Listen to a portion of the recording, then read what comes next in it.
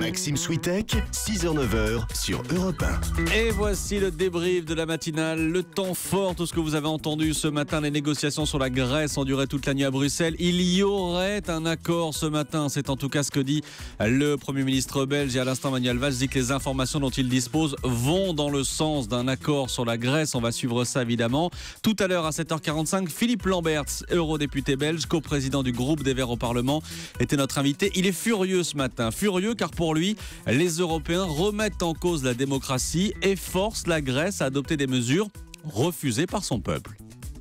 Je ne conteste absolument pas la légitimité démocratique du gouvernement allemand, du gouvernement français, du gouvernement finlandais, etc. Mais pas plus que le gouvernement grec ne peut imposer ses vues à ses créanciers, pas plus les créanciers ne peuvent imposer leurs vues au gouvernement grec. Or, c'est ça qui est en train de se passer.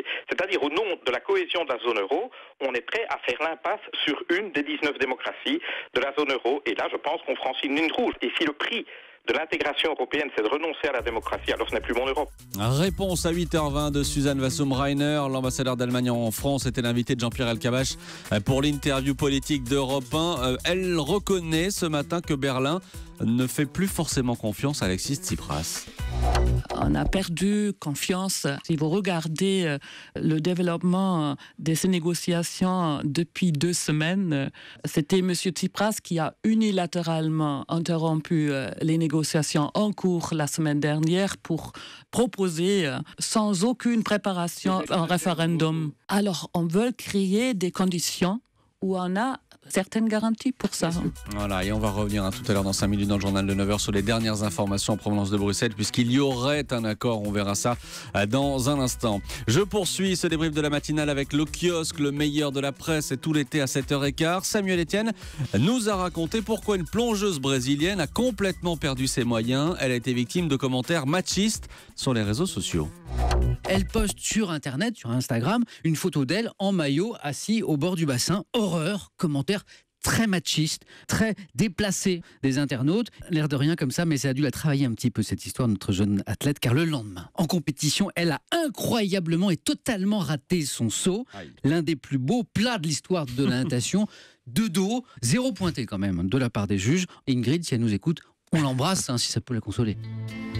Et puis c'est l'un de vos rendez-vous cet été, secret de tournage avec Bruno Kras cet après-midi à 15h sur Europe 1. Bruno Kras reçoit aujourd'hui Guillaume Gallienne pour son film Les garçons et Guillaume à table, un film où Guillaume Gallienne jouait 2 personnages en même temps, lui et sa mère.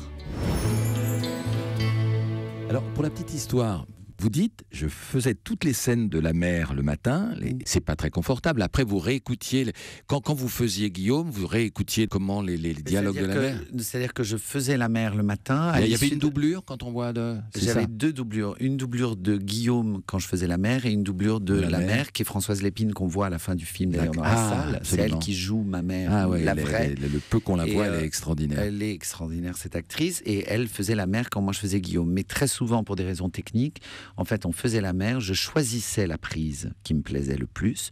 Et de cette prise-là, on enregistrait le mouvement de caméra, ça s'appelle une caméra revolver.